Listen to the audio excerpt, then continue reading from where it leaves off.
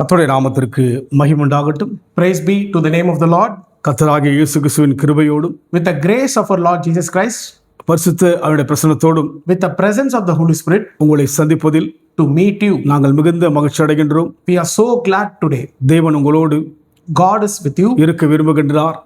He is always want to be with you. அவர் ஆவியாய் இருக்கிறார். God is spirit. அவருடைய கிருபை உங்களோடு கூட இருக்கிறது. His grace is with you. இதை தொடர்ந்து விசுவாசியுங்கள். Continually believe in it.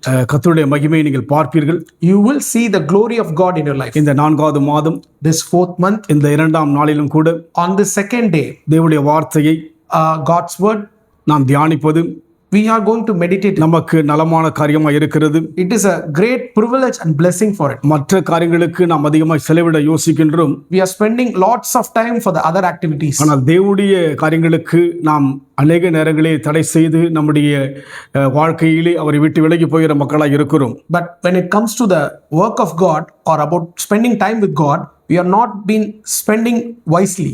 தேவனுடைய வார்த்தைகள் ஒன்றும் All the God's word are, நமக்காய் கொடுக்கப்பட்டிருக்கிறது. it is given for us நம்மை ஆறுதல் படுத்த, to comfort us, தைரியப்படுத்த, to give courage. உற்சாகப்படுத்தும்படியாக தேவன் விரும்புகிறார். God wants to encourage you through his word. நேற்று நாம் தியானித்த வண்ணமாக As we meditate on yesterday, இஸ்ரவேல் மக்களுக்காக அந்த கடல் கண்டு விலகி ஓடிற்றாம். for the people of Israel, the Red Sea is being departed.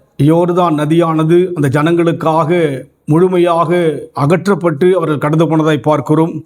For the God's people, the river Jordan has been turned back and they went in it. நம் வாழ்க்கையில் கூட In our life also, கடக்கக்கூடாத பாதைகள் வரலாம். there may be a way we cannot able to cross. தளர்ந்து விடும்படியான சோதனைகள் வரலாம். We may face a problem that will take away our strength. வேதனைகள் வரலாம். We may face problems. அவர்கள் எப்படியாக இயற்கையை மேற்கொண்டு சென்றார்களோ How they faced the nature and went through it. அதுபோல் நம் வாழ்க்கையில் கூட Likewise in our life also, நம்முடைய வாழ்வில் மேற்கொள்ள முடியாத காரியங்களை நம்மால் கடந்து போக முடியும். we can able to go through problems ஏனென்றால் தேவனுடைய வார்த்தை நம்மோடு கூட இருக்கிறது. because God's word is with us. அவர் பேசுகிறவராய் இருக்கிறார். God is speaking to us continually. இந்த வேளையிலும் கூட ஒரு வார்த்தை தியானிக்கும்படியாக Today also let's meditate on God's word. யோபின் புத்தகம் 33ஆம் அதிகாரம் 14ஆம் வசனம்.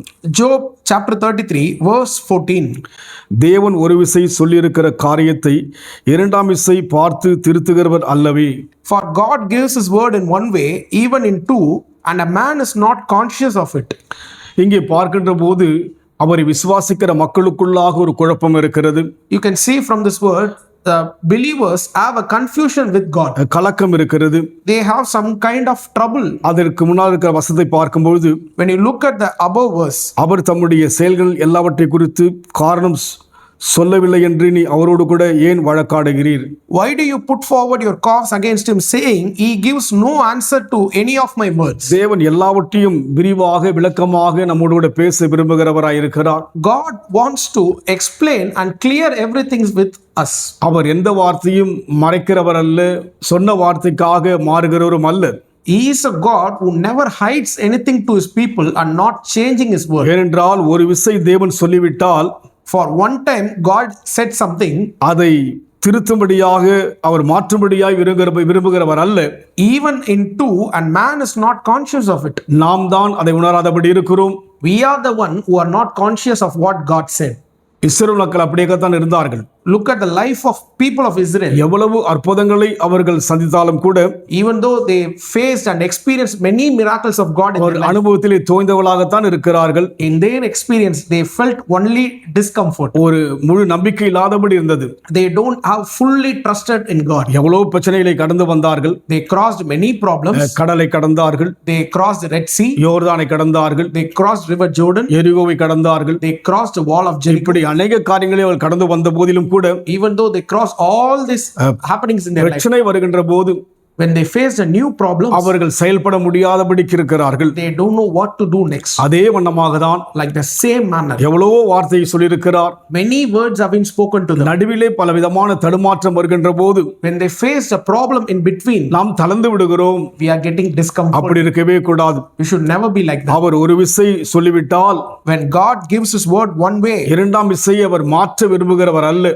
even in two, the man is not conscious of. தாவீதுக்கு ஆணையிட்டேன், நான் பொய் சொல்ல என்று பார்க்கிறோம். As we know from the verse, I have promised to David, I will never change. நம்மை யோசித்து பார்க்கிறோம். We are thinking, நமக்குள் குறை இருப்பது போல we have a weakness. தேவனிடத்தில் குறை இருக்கும் என்று யோசிக்கிறோம். We are thinking like same to God. அப்படி யோசிக்கவே கூடாது. We should not think in that. அதனால் தான் சொல்லுகிறார், That is what God is saying. ஒரு விசை சொல்லிட்ட காரியத்தை For God gives his word in one நான் day. இரண்டாம் விசை திருத்த மாட்டேன். Even in two, a man is not conscious of, அவன் ஆடு மேய்க்கின்ற மனுஷனா இருந்தாலும் கூட even though he is a shepherd boy, அவனை அரசனாக மாற்றினால் முடியும். he can able to turn him to a king. சிறியவனை பொழுதிலெடுத்து He is the one who lifts the poor. எளியவனை குப்பைந்து உயர்த்துகிற தேவன். From humbleness, he will lift you up. அவர் உங்களை உயர்த்தவே விரும்புகிறார். He wants to lift you up. In your life. சொன்னபடியே உயர்த்துவார்.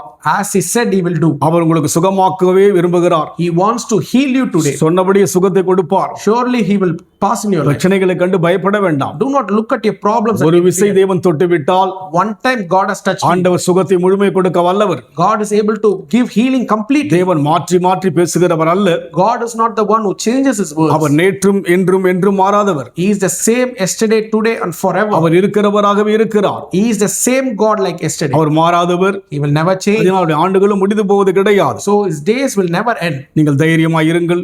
Get comforted today. மகிழ்ச்சியா இருங்கள்.